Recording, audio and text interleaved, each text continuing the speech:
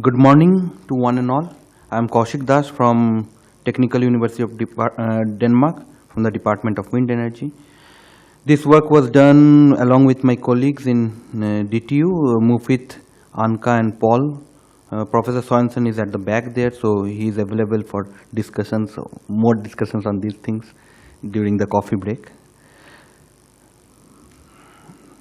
So wind power in EU. So we have been discussing about the renewable energies and challenges and all those things. So I thought that in my presentation I would try to bring an analogy with European system and Danish system with Indian system with my limited knowledge about Indian system, mainly through academic literature reviews and things. But mainly towards the research challenges towards defense plans. So I would talk about what is a defense plan, which is a very new term. Whenever I talk to someone in here, not many people understand what defense plan is, and it's a bit new topic. It has been there for years, but it's a bit new topic as compared to variability and other things. So wind power has been increasing exponentially all over the world, but mainly Europe has been forefront of it, and Denmark is also the leading player in terms of percentage of wind power, in terms of capacity as well as in terms of energy. In last year we were running Danish power system with 140% renewable energy for a few days, a couple of days, compared to the load in the system. But a Danish power system is a connected system, and so what we can see that it has been exponentially increasing the wind power. Onshore has also been the major part of it, but recently offshore is also picking up, and in future more and more offshore will be installed. That's what we can see mainly in the west coast of the Denmark and the North Sea region, which is more generous in terms of wind power, wind resources. So moving on to what is defense plan. So basically we can see power system as a traffic light. So what we can see that in normally the designed power system is operating in this green zone, which is when it's called n-0 state. So there nothing is wrong in the power system, and power system is operating normally in this. But if a fault happens, so that's what the system is designed for n-1 contingent system. All the power systems in the world are designed for n-1 security, apart from UK. I think UK is designed for n-2 security analysis. But then it moves to this yellow state, which is like alert conditions, and then you should take some actions to bring it back. But however, how good the design be in the power system, there Murphy's law always holds. So at some point we can move to the red region, which is called the emergency state. And then we have these defense plans or the special protection schemes come into play, which is the last resort to stop it from being blackout and then bring it back to the normal state. And in case the system becomes blacked out, it's a very expensive as well as socially inconvenient and socially expensive as well situation for the power system. And then system restoration brings it back again to the normal state, which is a very expensive affair. And we should, whenever we talk about reliability and security of power system, this is the main aim, that we should prevent at any cost being to this blackout state. So what's the definition of defense plan? There is no uniform definition. I have been working for a couple of years now in defense plans for European system. There has been no uniform definition about defense plan, and it has been different for different places. So I would try to rather correlate how they are similar and different.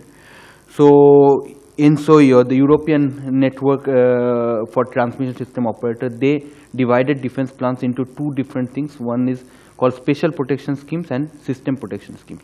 and it can be based on either event based or response based. And and they don't mention the most important part. They don't mention whether it need to be automatic or it can be manual response, but also they don't mention whether it need to be activated only in alert or emergency or in both the states. But the objective is, if it is in alert state and it is event based or response based, the objective is to maintain the alert state and avoid the emergency, whereas which is obvious that if it is an emergency state, you have to stabilize the system, otherwise system becomes unstable. SIGRE gives a definition of system integrated protection schemes, and they clearly mentioned it need to be coordinated, it need to be automatic, and the defense plans are used to minimize and reduce the severity of the consequences. So that is, and it also says the low probability event. So you have to take care of not only the well-defined, designed events, well-foreseen events, but you also should take consideration of low probability event. And the examples are load shedding. You will understand in my next slides why I keep mentioning about these things. The load shedding and generation rejections are typical examples of, as mentioned in SIGRE. If we move to NERC, they mention automatic, but they drop the coordinated. They says that designed to detect, not necessarily to prevent and things like that, and then take corrective action. So preventive action goes away from their defense plans. And this does not include under frequency load shedding, which was there for the SIGRE and in SOE and other places. So you can see there is large disparity, and the takeaway message from this is that you cannot design a uniform defense plan for whole over the world. You have to take consideration of individual requirement of your power system in order to designing the defense plan.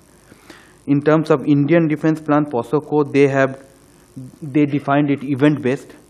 So generally they selected some predefined events, so they are not looking at the, this is based on the some previous literature. If it has been updated, it's beyond my knowledge, but generally it is event based, and some of the predefined events had been identified. So the low probability events goes away, so that does not conform the SIGRE requirements.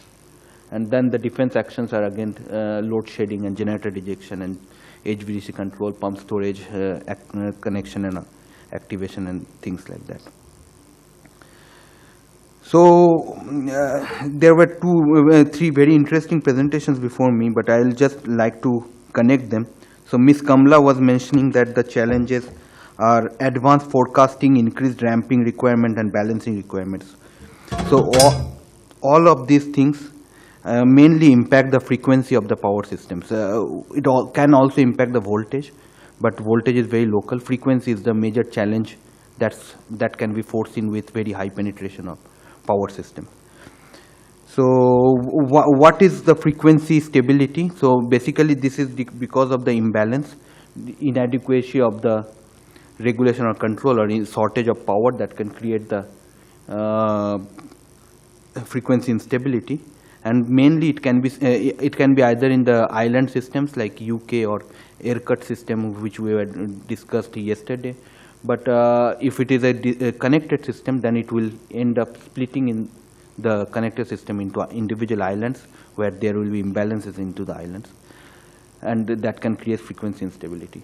So we have many examples in the history where defense plans were either activated whether they were sufficient to prevent the instability and blackout, and there are examples where they were not sufficient as well. For example, Italy blackout in 2003 was frequency instability blackout, where defense plans did not act as it was designed. Southern Sweden and Eastern Denmark at 2003 was another example, but the biggest example of biggest blackout of the world is 2012 Indian blackout. I will again give a brief overview of that blackout. Whereas the 4th November 2006 at the continental Europe was again another event, a very large event, which could have gone to blackout, but the defense plan was adequate at that moment to prevent the blackout.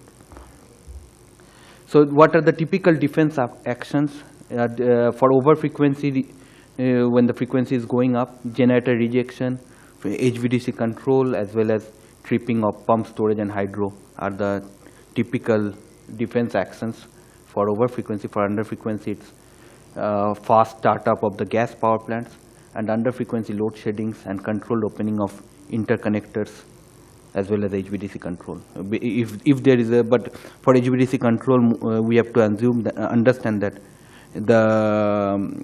when we are doing the HVDC control, we are moving the disturbance to the neighboring region, and unless we have a reserved capacity in the HVDC interconnector, this is not the advisable method to do it. Unless there in Denmark we have connections to Norway through HVDCs, and we have reserved some power for emergency controls and some control actions there.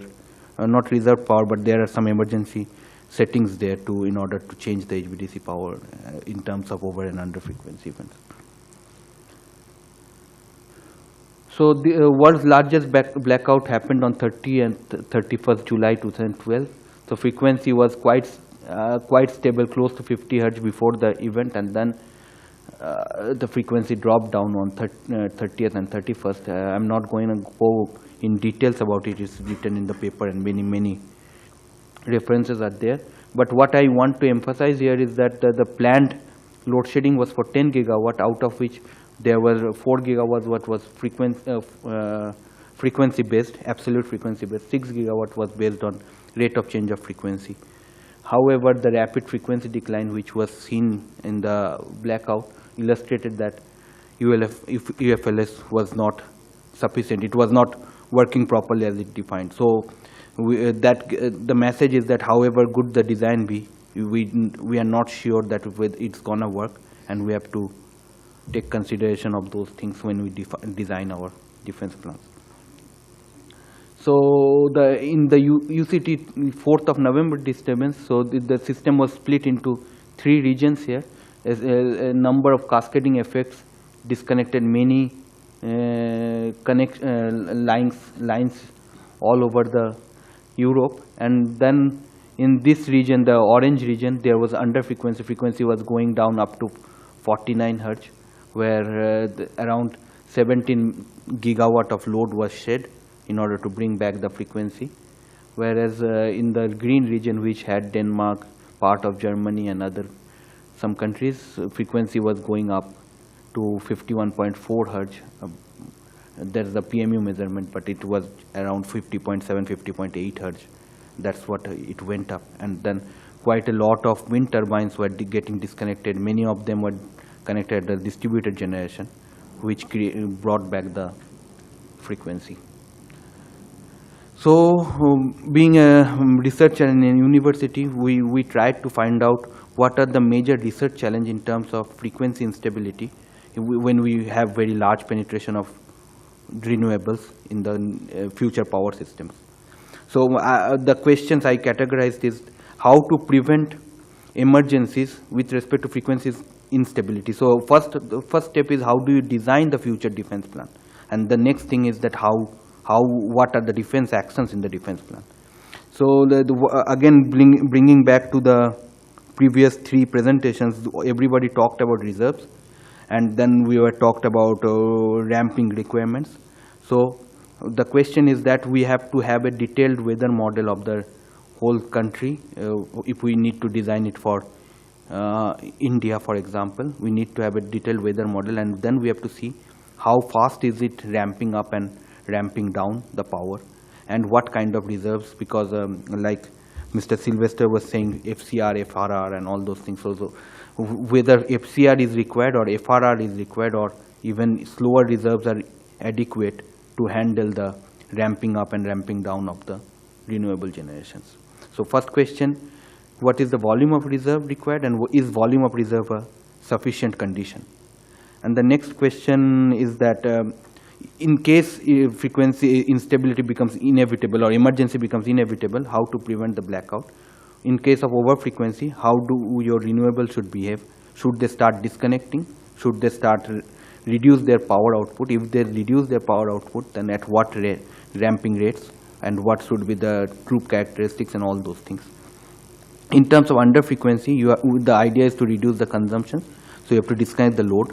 But with so high penetration of solar and small wind turbines in the distribution system, how do you disconnect the feeders so as to not disconnect the generations?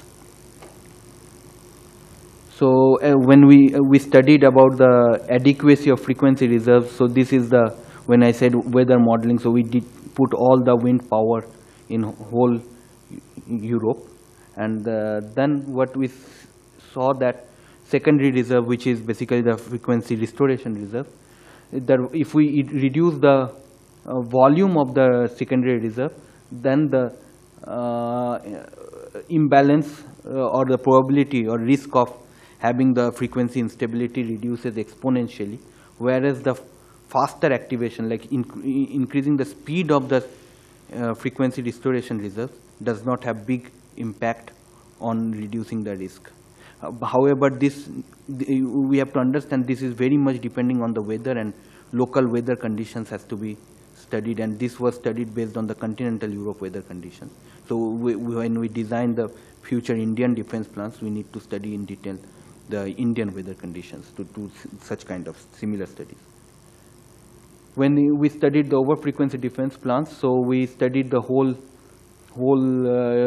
continental Europe network, and then we disconnected simulated similar to 4th of November system, and we disconnected the Germany and Denmark, and then wind power, we increased the wind power penetration up to 40%, which is very close to the renewable penetration what India is going to have in 2022. And we see that without any frequency support and just by disconnecting, the system becomes unstable, but with support from the wind turbine at different group rates, we get much improved support. So emergency support, we need not to call it ancillary service, but it is emergency support from wind turbines for over frequency systems or solar or solar is very essentially required with very high penetration of renewable generations. But we need to design the ramp rates as well as group rates as well as the dead bands. These are the three major things when we design the emergency control of the renewables.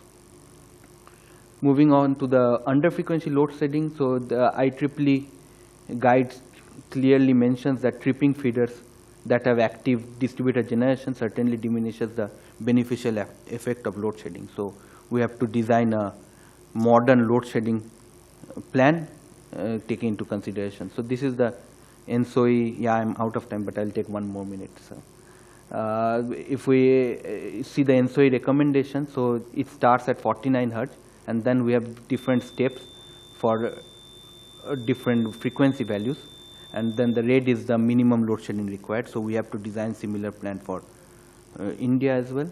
But then there are different types of algorithms. We categorize them as local measurement based, which is basically the traditional load shedding algorithms. But nowadays, for example, ELIA in Belgium and Energinet and all those guys are talking about putting directional relays in those load shedding relays, so that at least you do not disconnect a feeder which has reverse power flow. But if we can make the intelligent smart relays which are based on power flow or using the distributed generation data and using the monitoring and knowledge of those distributed generations, then we can even perform much better. So for example, when we studied, if you see the 4 results, that this is the traditional one, the green one is the directional, as well as the red, the blue and black are the more advanced ones. So we can see that the frequency response is much better with the smart relaying. However, the most advanced one, when we use all kind of data, we disconnect much lesser amount of generations. For example, it disconnects it has improvement of 89% as compared to traditional one, the most advanced one, whereas the only using the power flow measurement is having 63% improvement. I would request you to go through this paper in order to get more details. So I would conclude the presentation. So revision of traditional defense plans are essentially required. when we operate the system with high penetration. Additional reserves will be required, and we see that at least in European conditions, volume plays the major role, and not the speed of activation of reserves. So, but we need to make similar simulations for Indian power systems. Modern power electronic based generations have fast control capabilities, but control and protection settings of those renewable generations need to be tuned properly and studied properly. And system protection schemes such as under frequency load shedding and other had to be completely redesigned with very high penetration. When we say that 90% of our renewables will be in the distribution system, so we need to completely redesign the under frequency load shedding schemes and things like that, mainly for states like Tamil Nadu and other places. I would like to thank you for your attention.